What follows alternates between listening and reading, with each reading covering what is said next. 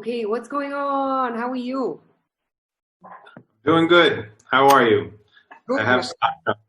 You're a lucky guy. You're a lucky guy. I am, I'm and I good. apologize in advance to everyone that's on this call because I know because of the ban you don't have access to Bira or beer, but hopefully soon it'll be lifted. Appreciate the tease. We appreciate the tease.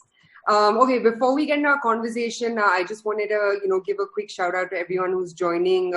Deepak, incidentally, this is the quickest session it's basically sold out the fastest. So we had hundreds of signups, and you'll see the number of participants grow over the next couple of minutes. To those of you who've joined us, and to those of you who are new to LBB Open House, a quick hello. Welcome to LBB's Open House from all of us at LBB. The endeavor of this session is to help you build brands better. And that's why we're bringing on board experts, industry leaders, and just, all-round ballers to teach you a little bit more about how to build brands well. It's organized by LBB. For those of you who are uninitiated, download our app, check out our website, and stay tuned to more awesome webinars like this. Very quickly, I've gone through the house rules already. No audio, no video. Have any questions, send them over to me. I'll try weaving them into my conversation. Now, without wasting more time, we have Deepak with us. Deepak is the Global VP of Marketing at Bira. Just a little bit about him. He has over 14 years of work experience, specifically in AlcoBev.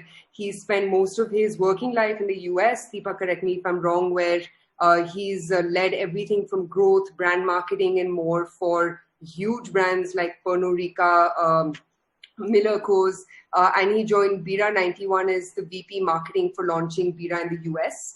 I'm actually going to dig into that a little bit. It would be great to get a sense of, how, what, when, why that, whole situation ended up happening. And since 2019, he's been leading the marketing efforts for Bira globally, all across the world. Thank you so much. We've had a chance to chat briefly before, and I think, obviously what makes alcohol such a fascinating industry for me as a consumer and also as someone building a brand is that you have every single restriction out through the door, right? Especially in India. So mainstream media isn't an option. You're always coming up with some surrogate or the other to, push your brand out. And I think in that challenge lies the fun, right? And whether you look at Bira or you look at international brands, whether it's, Aviation Gin or Pernod Ricard and so many other brands, I think they've just created the most fascinating campaigns.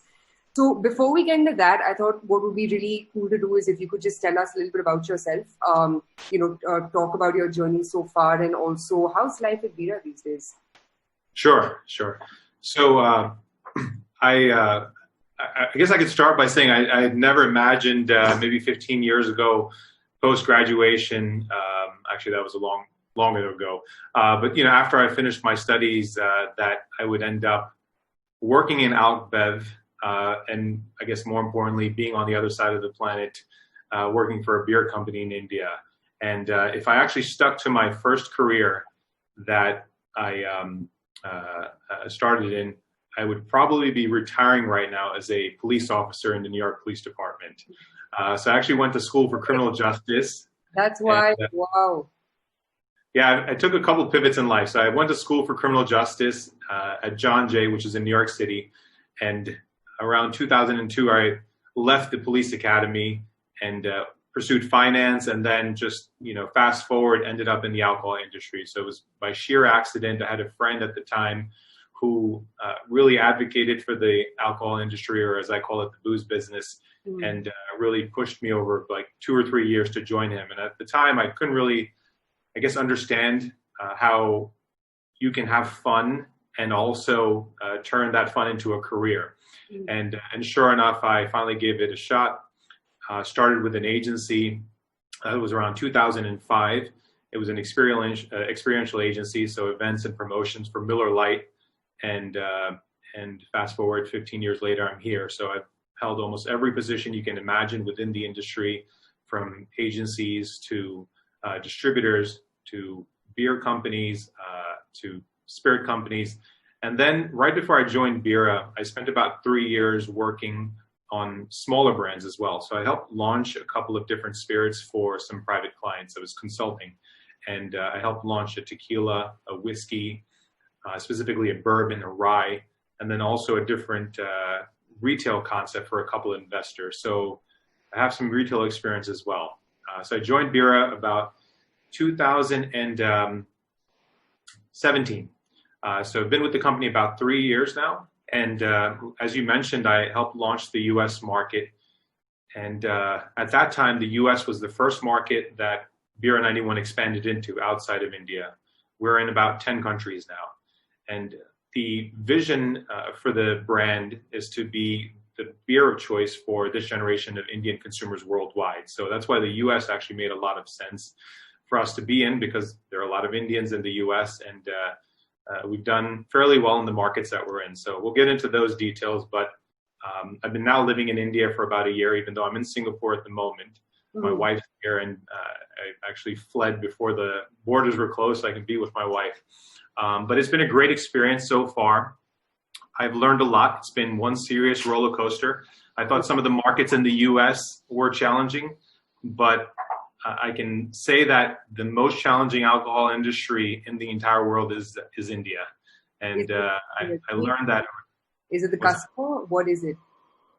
I think it's everything. I think there's a lot of exciting things that make it challenging and also very opportunistic, such as the consumer. But I think it's challenging because of of course, of the regulations and maybe the lack of knowledge when it comes to alcohol, not necessarily with the consumer, but when it comes to, I guess, the powers that be.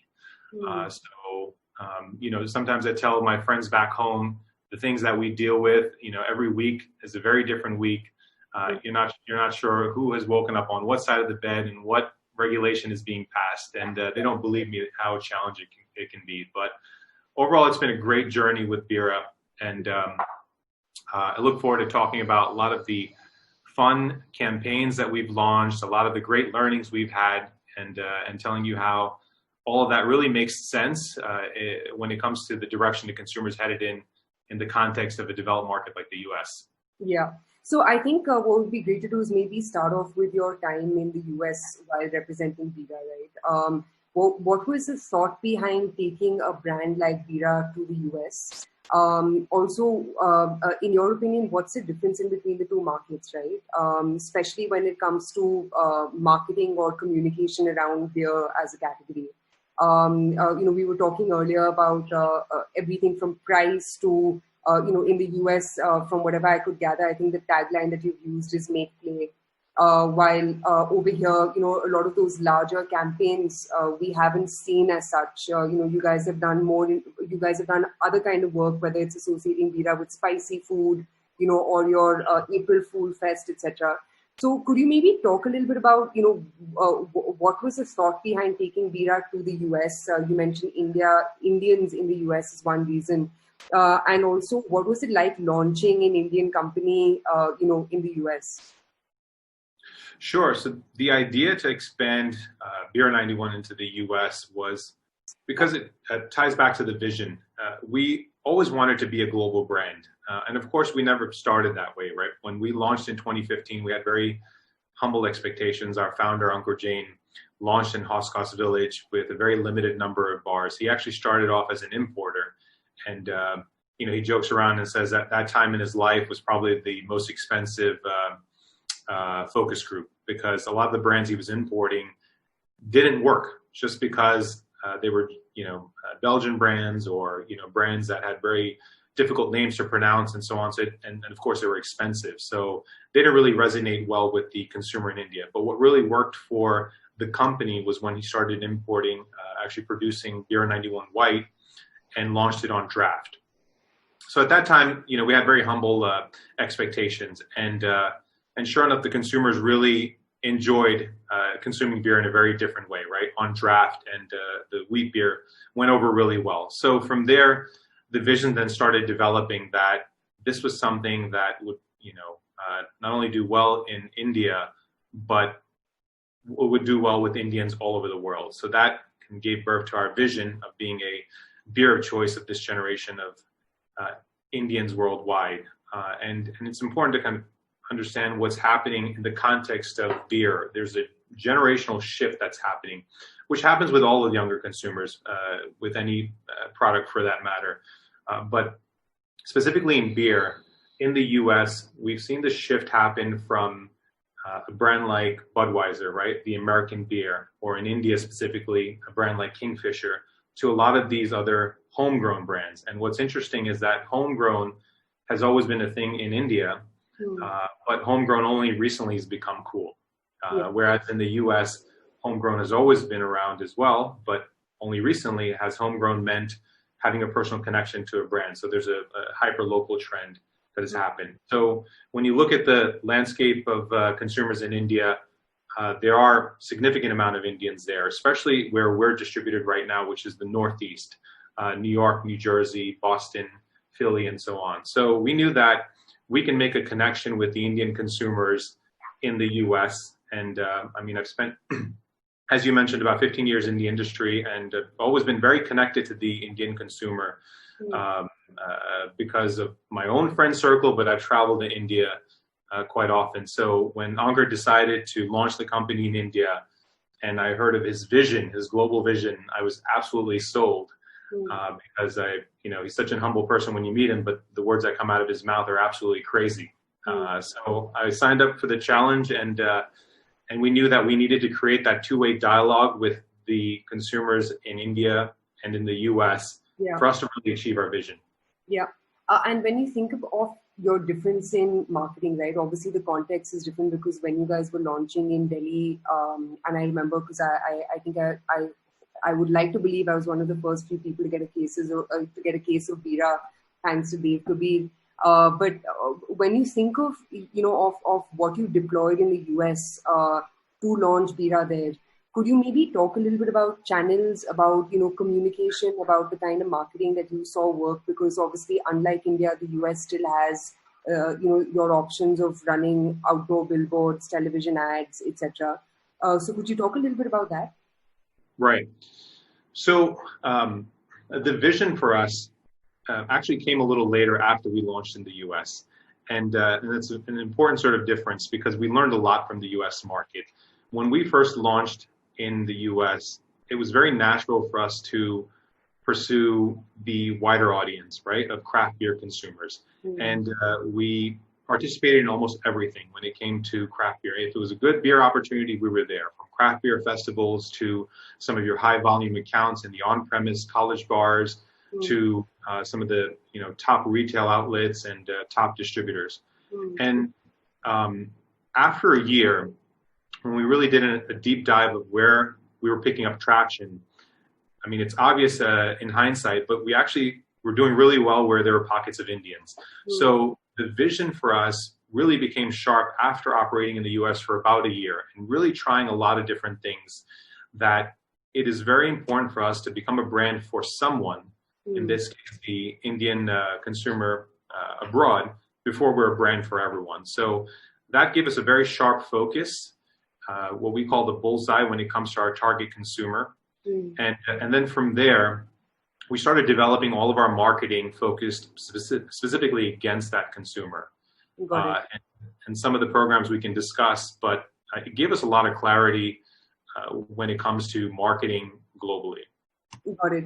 And when you think of your user, because as you mentioned, you guys are in 10 different countries, right? Do you see a difference in your user in terms of everything, in terms of, your psychographic metrics or even their age? What's interesting about Bira in India is, at least I remember when you started, you tapped into that slightly older user, right? The user drinking Bira, at least, 4 or 5 years ago, wasn't an 18-year-old kid looking to have a good time. It was a slightly more older audience. So could you spend a little bit of time talking about how, you may start with one targeted addressable market and that may be your bullseye in month 1 to 6. But how do you transition into larger sort of, cohorts of consumers? Because as a company that's been invested in, you have to show growth, right? You have to show scale. So any difference in audiences across the world, and how have you managed to scale your audience up? Sure. So you're right. When we first launched, we launched with two brands, our Bira 91 White and our lager at the time. And we were only operating in the premium segment. In India, the premium segment's about 15% of the total market share. 85% of the market share still will be your high ABV beers, right? And in the premium segment, of course, you're paying more.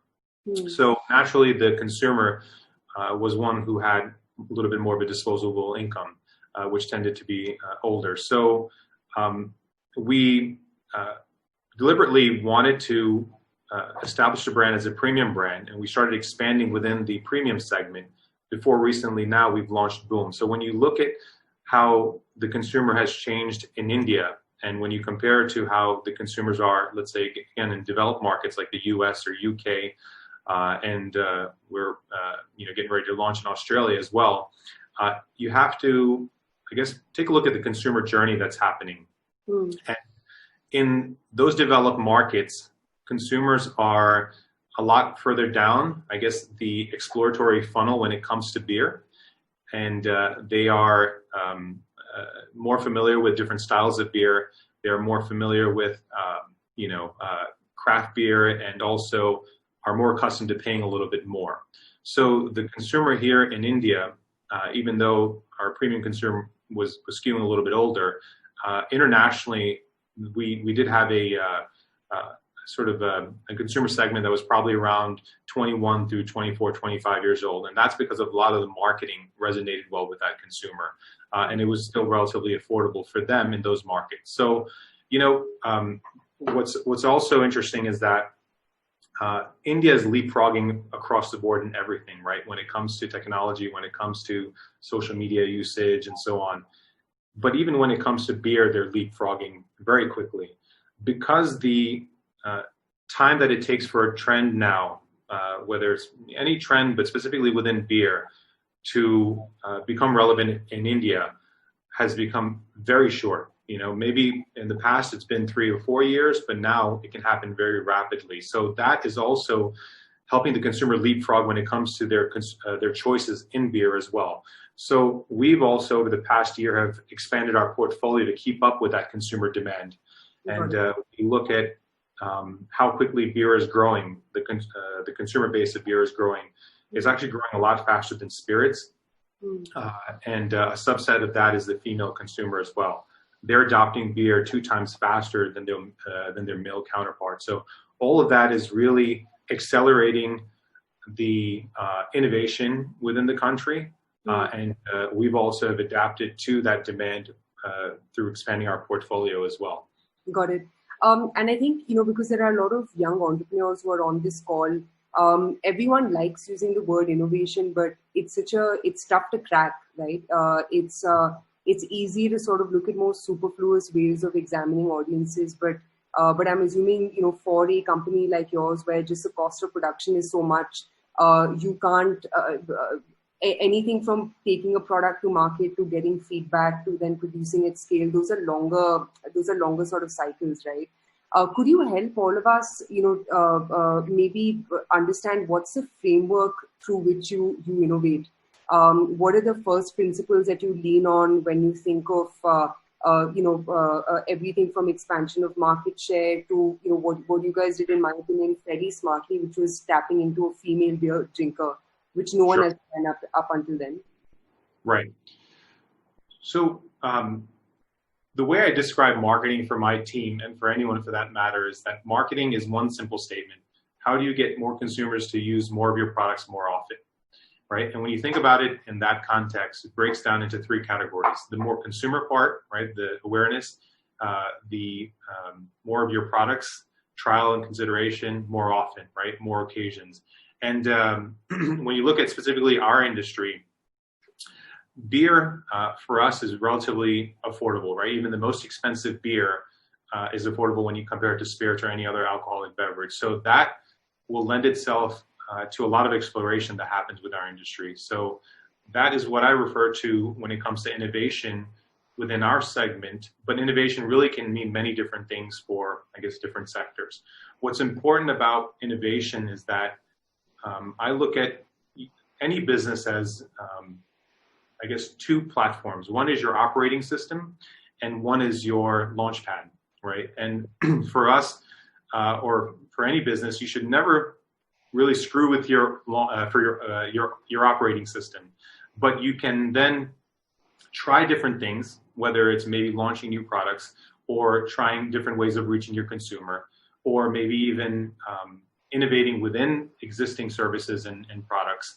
But you have to constantly be trying different things to then see if it's something that can move into your operating system. So what's important about innovation is, don't innovate where you're risking your operating platform, but do keep trying different things. For us, the way we're innovating is through our limited release Taproom that we recently launched in Bangalore. And we launched 5 new beers.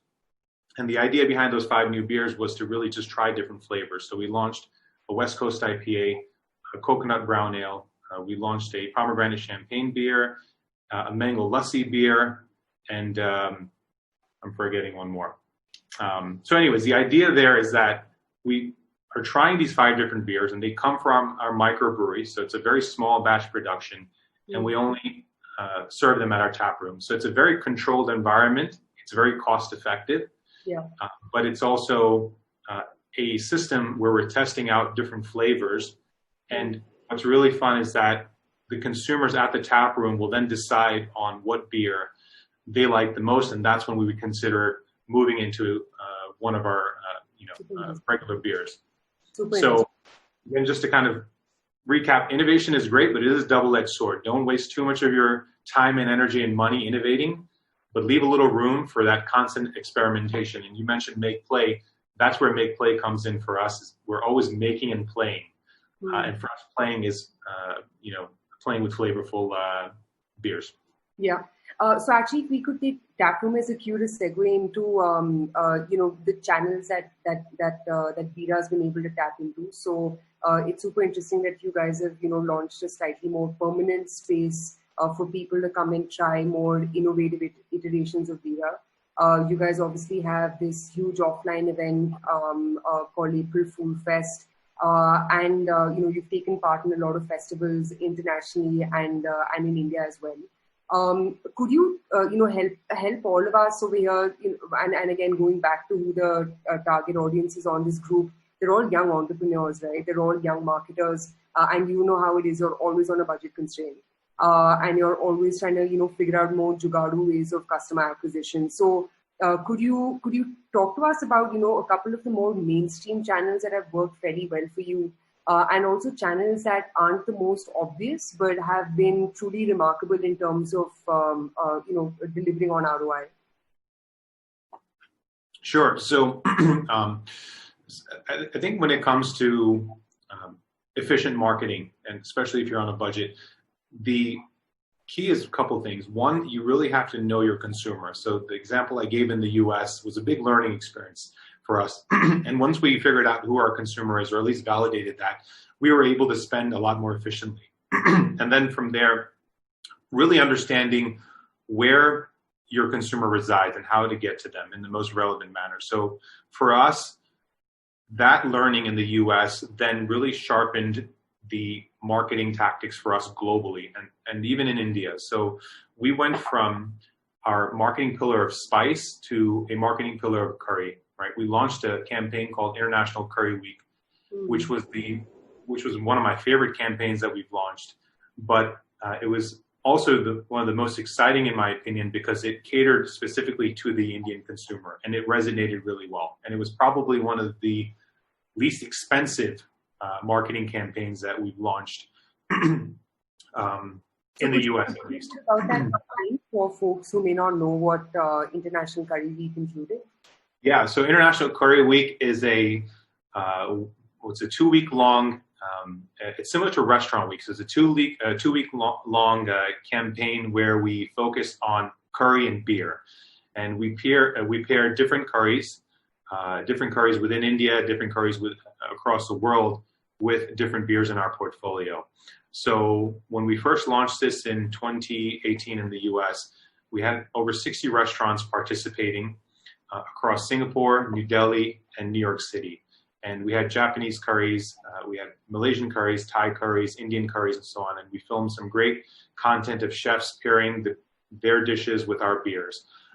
And then as a consumer offer, you were given a fixed menu at these restaurants with one curry dish, one appetizer, and one dessert, along with the Bira 91.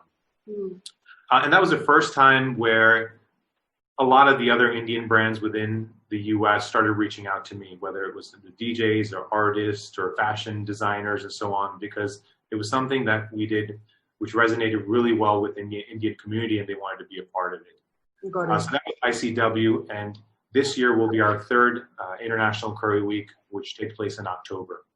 Got it. That's incredible.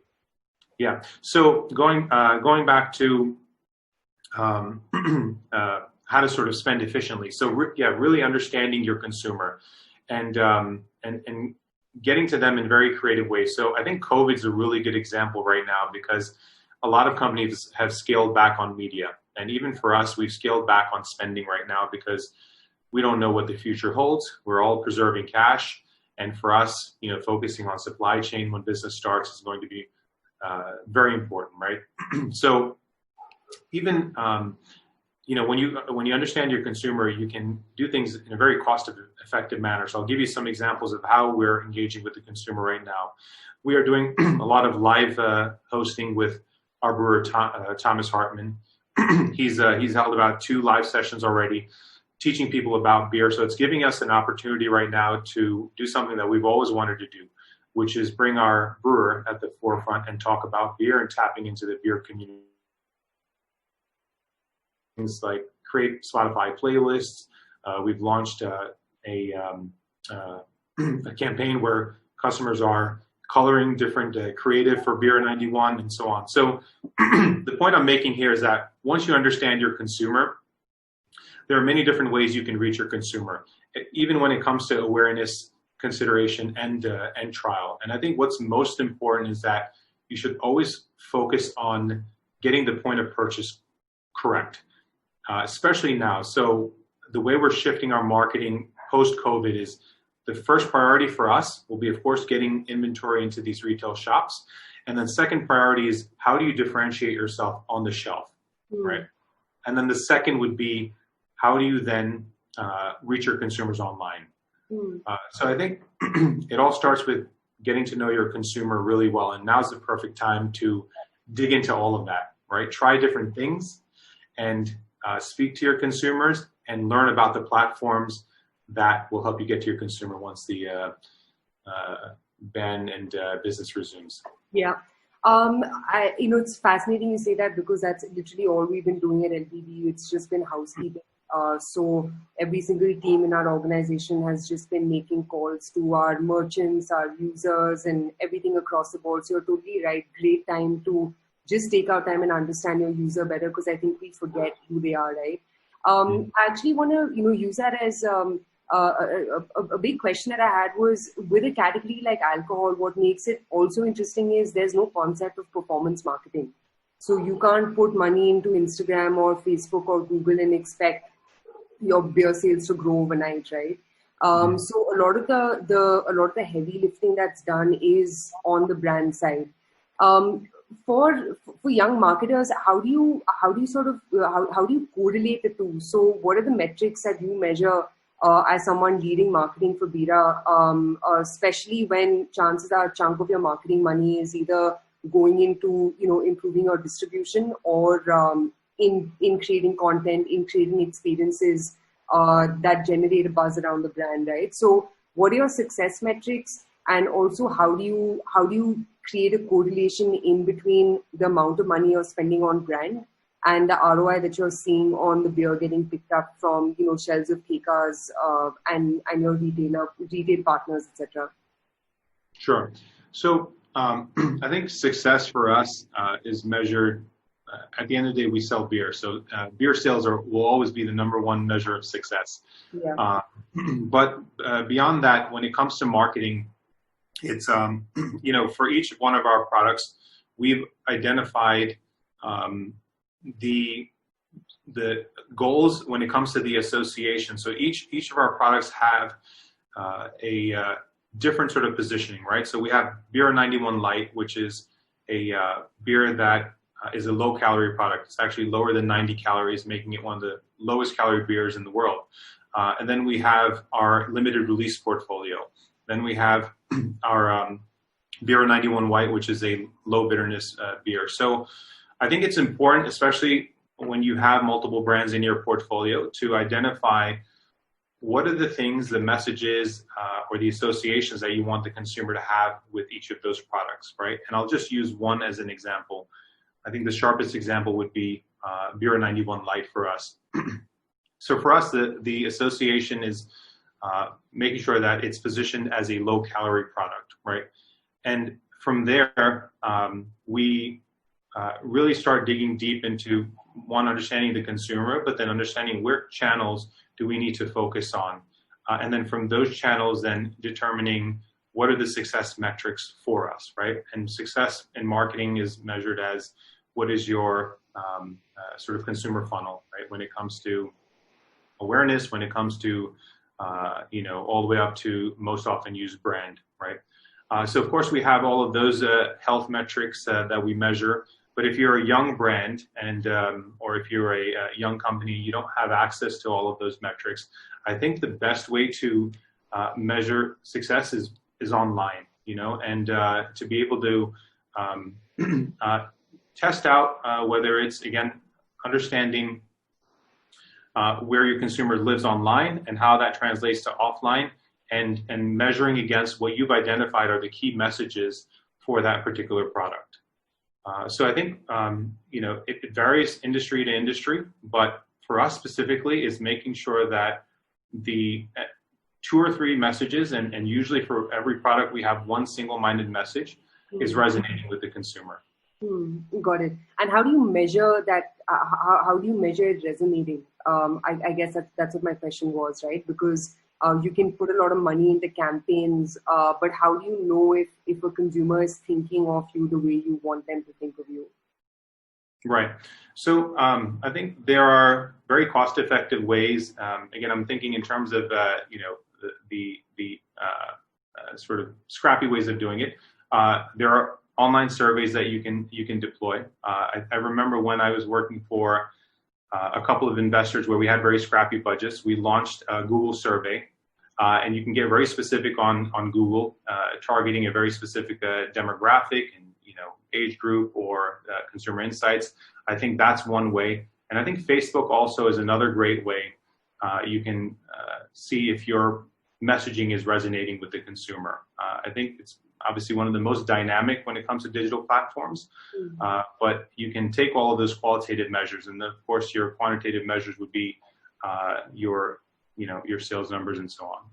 Got it. So if we could switch gears and maybe just jump out of Bira for a minute, what are the marketing trends in AlcoBev specifically, or in the booze business that excite you? What are the super interesting campaigns that you've seen play out? I personally love what Ryan Reynolds has done with aviation, where he just finds a way to be a part of every pop culture conversation, right? So could you maybe talk a little bit about trends, things that you're seeing brands try, which are just really interesting? Sure. So I think when it comes to trends in the alcohol industry, there are 3 trends right now that we're following very closely, and those 3 trends would be, one, and it starts off with a very savvy consumer, right? And the first trend is that the place of consumption for us is changing very rapidly, and we now see consumers are drinking more at home, and that has, of course, something to do with all the societal maybe taboos easing up. And I really think COVID is going to accelerate that trend for us. Social distancing will not go away when the ban is lifted, and I think consumers will continue to want to maybe keep a little bit of a distance from strangers and so on. And I also think they'll probably end up hanging out more with their trusted groups of friends.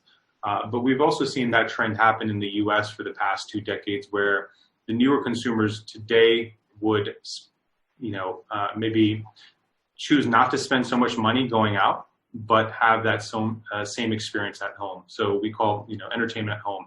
I think that's going to be the new drinking occasion. So that is a trend, maybe out of the three right now that we're really following. And the other two trends would be, as I mentioned, the female consumer, and then of course innovation. So some of the exciting campaigns that we've launched so I'll give you two examples. So one example would be when I worked for Absolut, and this was about 10 years ago, or maybe so about 10 years ago, we saw this trend happening, and we launched a campaign where we focused on that entertainment happening in the living room. And we launched a co-pack. It was a very simple campaign. We launched a co-pack where with a bottle of Absolut, you received a recipe to make a cocktail, and you also received a pitcher. So it was something that was very simple, but it enabled this trend that was already happening of consumers wanting to hang out with their friends at home and make cocktails. And I think that's also something that we'll start to see right now because, again, with COVID happening, I think everyone has become a expert chef to some extent, and people are learning how to make cocktails and so on. So that, along with maybe some reluctancy to hang out in bars, maybe will accelerate that trend, in my opinion, of people then choosing to hang out at home and then maybe serving a recipe that they've perfected over the past 6 weeks. So that Absolut campaign was really interesting. And these are the sort of insights that we're using to now maybe even shift our marketing to focus more on entertaining in the living room as opposed to the bars or festivals and different events. Super interesting. And the second one that you mentioned was women. It seems kind of counterintuitive for beer brands to tap into women, right? Because traditionally, that's never really been the conversation. So Right. What got you guys to look at women as a customer base, much more seriously than perhaps a bunch of the other beer brands?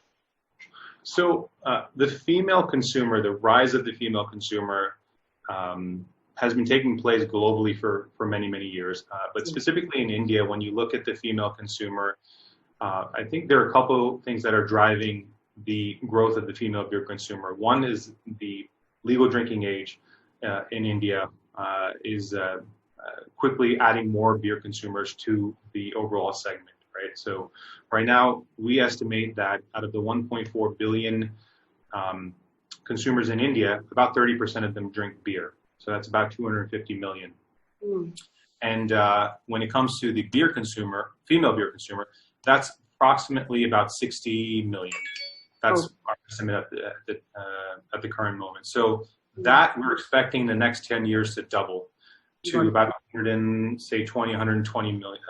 million female beer consumers. So I think it's a really interesting trend to follow. And I think our products have done well with the female beer consumer because when you look at the marketing funnel, our conversion rate with the female consumer, especially when it comes to Bira 91 White and surprisingly Bira 91 Strong, is one of the strongest out of all of the competition. So for us, the female consumer, we're placing a really big bet on, and it's really exciting to see how this growth is not just coming in from tier 1 markets; it's actually coming in from tier 2, tier 3 markets, and that, of course, is aligned with all of the growth that we're seeing when it comes to data usage, when it comes to TikTok and Facebook. Yeah. Most of that growth is coming from those markets as well. So as for a marketer, that's really exciting to see where 90% of your industry sits in tier 2, tier 3. They're the ones that are on TikTok. They're the ones that are using Facebook. And also that's where a lot of the female growth is happening as well. Yeah, no, that's fascinating because, like you said, I think the rise of the female consumer is, as a female myself, it's amazing to see. And what's also interesting is it's happening in non-obvious categories. It's happening in categories like AlcoBev. It's even happening in the tech space because obviously, courtesy my job, I end up watching that fairly closely. And we see it with products like Nisho and the likes, right? Everyone is just tapping into this underserved consumer much more. What was the third trend that you had mentioned? So place of consumption was one, women was the third one was? The third one was innovation. Innovation specifically within the beer industry. Got it. Understood. So again, going back to the concept of innovation, right, and the pace of consumption changing, I actually have a quick question that I'm going to call out to right now.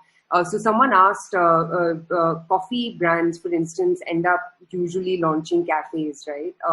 Because you want the experience to remain intact. Obviously, coffee, unlike beer, is a slightly more complicated category because so much comes down to how you brew the coffee and how you serve it and make it to people. How come you guys didn't take the route of, going down the offline approach, for customer acquisition to begin with, and controlling the environment within which Bira serve? I probably know the answer to this, but it would be interesting to get yours. Sure. So the answer is we did actually. When we first launched, we launched with draft, and this was Beer 91 was a draft only product, and we launched in Hoskas Village where the draft system in India is just recently has developed, and we actually have the largest draft system in the entire country. So when we launched, we actually had to install draft units in the bars that we wanted to serve our beer in. So that gave consumers a very different experience. So that was our first, I would say, way of controlling the consumer experience around our product. And more recently, as I mentioned, with the limited release Taproom, that is a way where we can now control every aspect of the experience, not only the products that are being served, the way it's being served, so the glassware, the conversation you're having with the staff around the beers, but also all of the programming and all of the different fun activations that happen within the bar as well too. Got it. So yeah, it's taken us 5 years, but it was important for us to really scale the brand, focus on draft as the consumer experience, and now more recently, we're feeling ready that we can rapidly innovate, and through that innovation, it's important for us to then control every aspect of the experience. Is your aim with that to tap into a more premium user? Because obviously, you've got Boom at one end of the spectrum, right? And now you've got Taproom with draft beer at the other end of the spectrum. And a question related to that, how do you reconcile the two? Because, everything from your channel mix to your messaging, I'm assuming probably varies from customer to customer.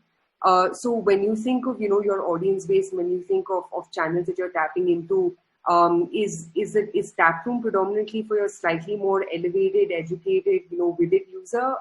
And how do you corroborate the two? Because you're one brand. Sure. So to answer the first question, is Taproom for the elevated consumer? Not really. I think the Taproom for us, and of course it's in Bangalore. So Bangalore as a beer market is a lot more advanced than other markets as well. I think it has been for many years. And that has to do with the student population, the amazing weather. It's always beer drinking weather over there. So I think naturally we are getting a elevated beer consumer, but it's not necessarily designed for that. I think it's also because we do have our entire portfolio in the Taproom, but it's really made for the curious consumer. And you can go there and you can drink your Beer 91 strong, or you can drink the blonde lager, our blonde summer lager, or you can try something really interesting such as mango lassi beer. So it's a place where if you enjoy beer and you're curious, you can come and have a flight of beer, starting with maybe something that you're familiar with, all the way up to something really interesting, from classic styles to experimental styles, as we like to say. So that's your first question. What was your second question? Remind me. The second question was, and the Boom customer, right? Because the Boom customer, chances are, is in like a tier 3, tier 4 city. What are you doing to make that customer happy? So yes, so Boom we launched about a little over a year ago now, and I would say it was one of the most successful launches, not only for us, but I'm pretty sure in the industry, because we hit 1 million cases in 10 months. And now we're at roughly 2 million cases, 80% of which are coming in from tier 2, tier 3 markets. So going back to our vision, of, becoming a beer of choice of this generation of Indians, it was important for us to address the 85% of the market in India, right? We couldn't achieve our vision by only operating the 15%. So we launched Boom, and it's been successful not only in the sales, but even in the qualitative results that we've received and the feedback, because Boom starts off with the packaging. It's resonated really well. Consumers have said it's a funky, cool, edgy packaging, all the way into the product. And what's also interesting is that I think up until Boom launched, maybe the perception of strong beers was to have a harsh taste, to have an after smell, and so on. And it's actually the opposite with Boom. Mm-hmm. So I think Boom is also, enjoying the benefits of the preceding brands of White and of Strong and so on. So it also has a premium platform, but it's also very different than any other strong beer in the marketplace, where it's a lot smoother in taste and the packaging is very different. And of course, the price point is at that sweet price point of 100 rupees. Okay. So it made sense for us to launch Boom and do it very differently to be able to cater to that 85% of the consumers in India.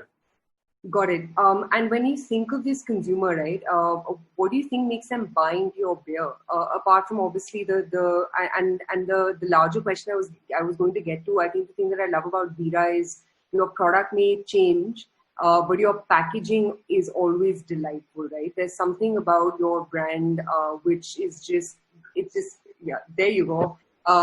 Thank you for the tease again. But there's something about your brand, right, which just makes it appealing and appeasing to a young user. So with you guys, do your product may be inconsistent in the sense you're launching different products for different types of folks. But what do you think makes Bira as a brand consistent? What are those brand tenets that you think Bira's cracked, which a bunch of us can learn from? Sure.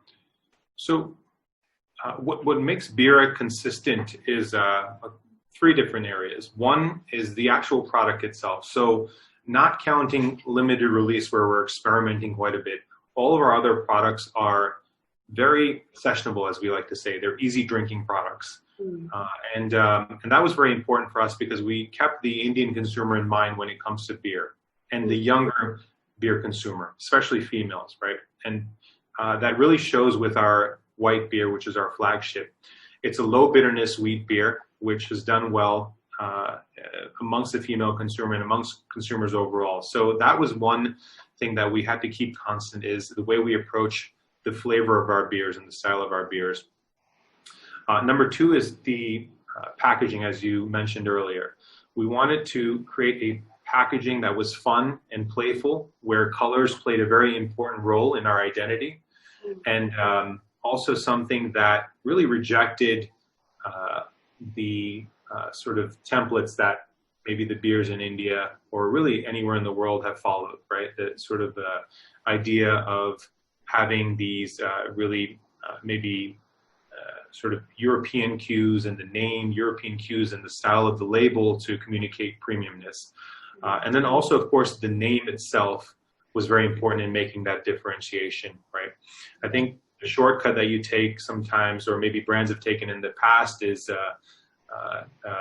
having a very maybe complicated name or something that shows that there's this sophistication in your product. For us, we want to keep it very easy to say. Bira 91 also intuitively means beer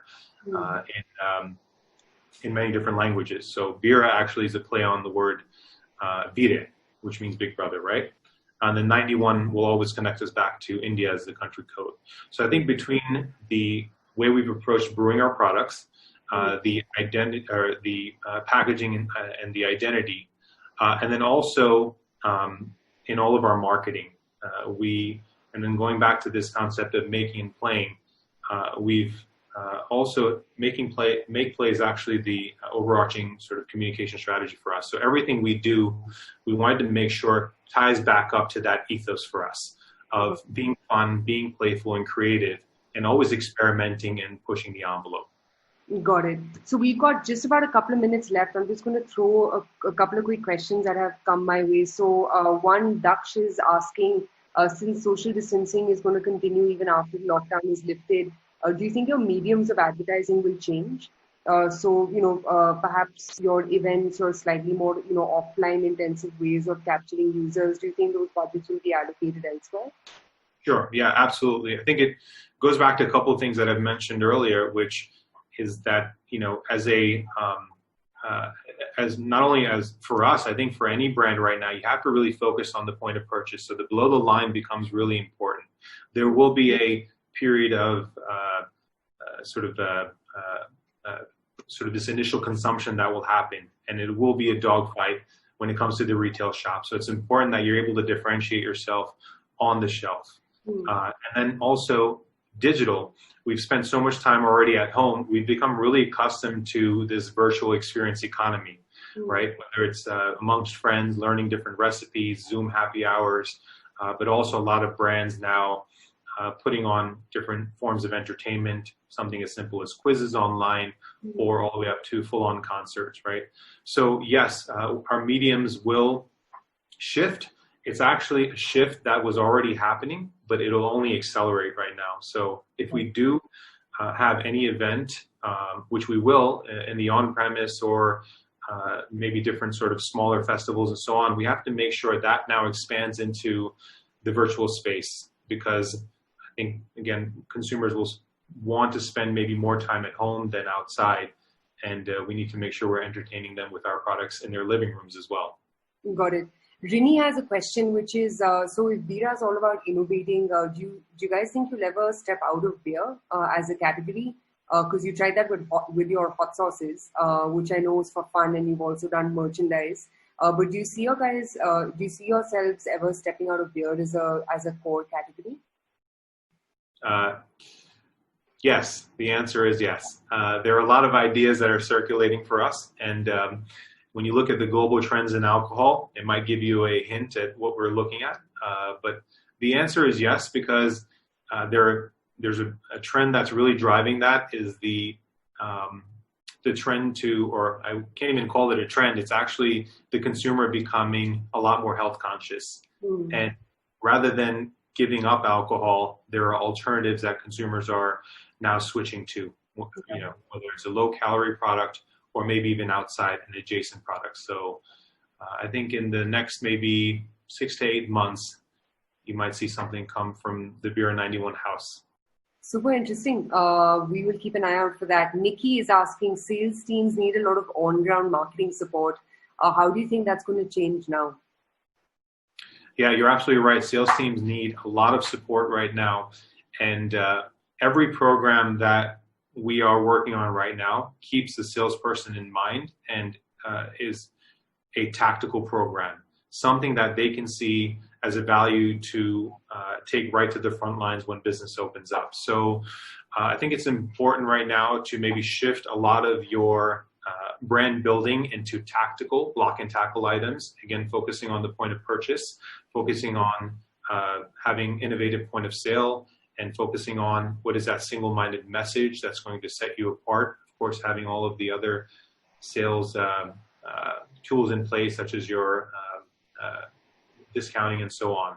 But you're absolutely right. Like that has to be the number one focus for any marketer right now, is how do I give my sales guy or sales gal a tool that they can use immediately? Got it.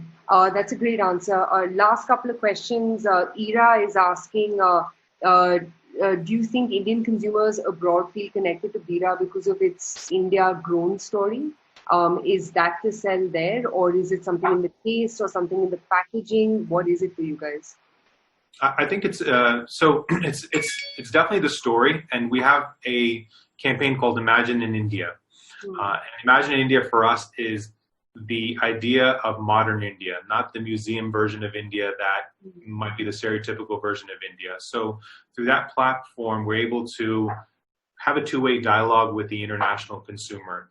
And all what we do internationally kind of falls under that umbrella, working with different artists, working with different brands, and anyone that's really promoting this new idea of India. So I think that's resonated really well for us when it comes to the global Indian consumer. And also, what's exciting is that 5 years ago when we launched, I alluded to this idea of homegrown brands.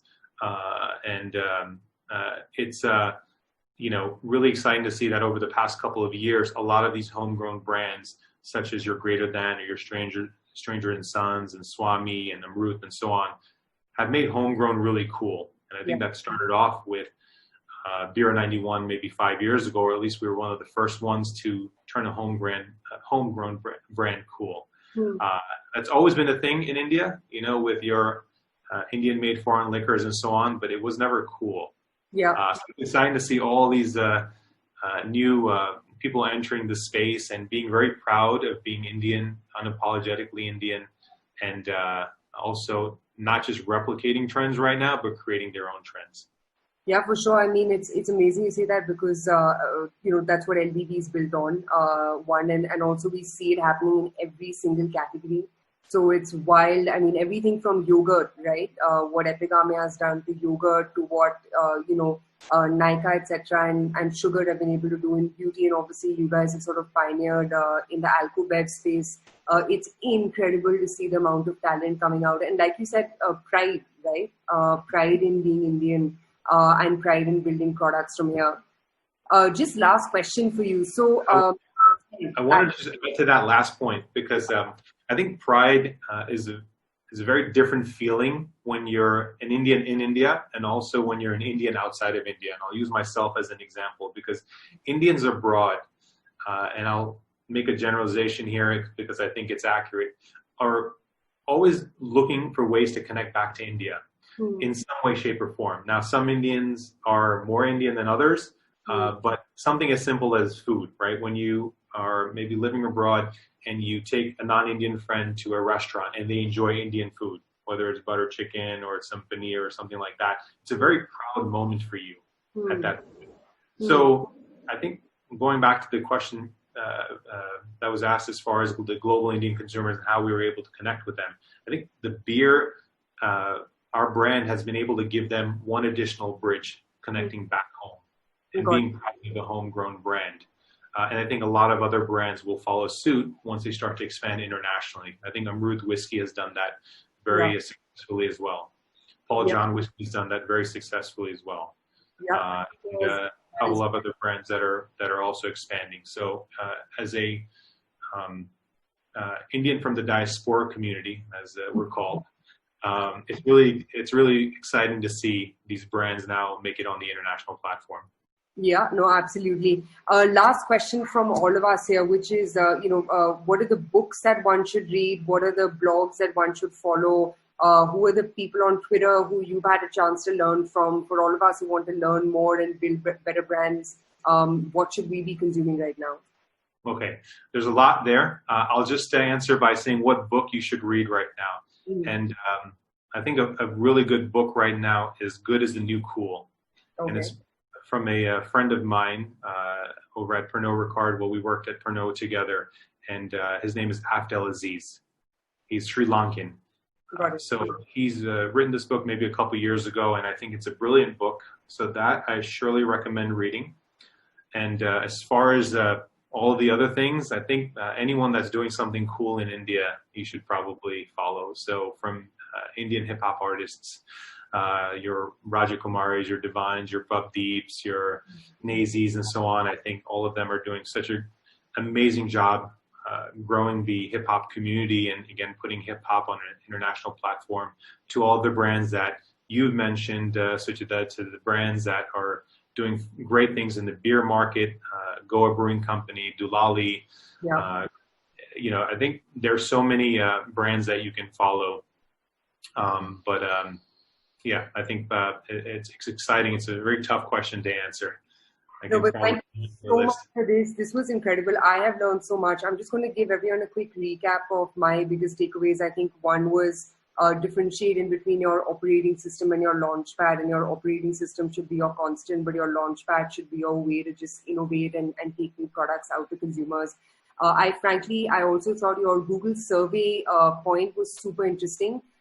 Very underutilized tool. I don't think enough of us make enough of an effort to generally ask consumers in terms of brand perception and brand resonance. That was super duper interesting.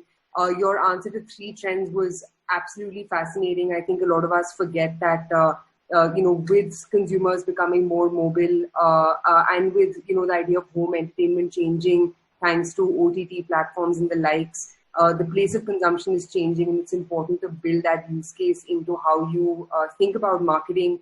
I am stoked about women being taken more seriously as consumers. And it's great to see Bira sort of, lead the charge on that here. And for someone who just asked me this right now, the name of the book is Good is the New Cool. So, head over to Amazon or your local bookstore. I prefer the local bookstore and check out Good is the New Cool. Thank you so much, Deepak. That was awesome. Thank you. Anything you want to leave all of us with before you say bye-bye and go on to finish your Bira?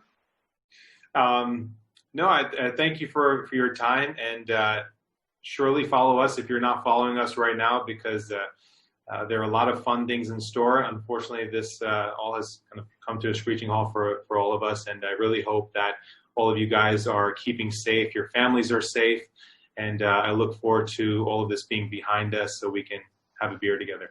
Yeah, or the low-cal, non-alcoholic drink that Bira's going to launch soon.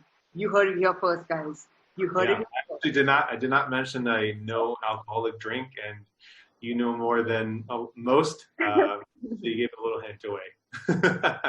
Thank you so much. This was awesome, man. Thank you everyone who joined us. Stay safe, and we will catch you at the next LBB Open House. Thank you, Deepak. Bye-bye. Great. Thanks. Bye-bye.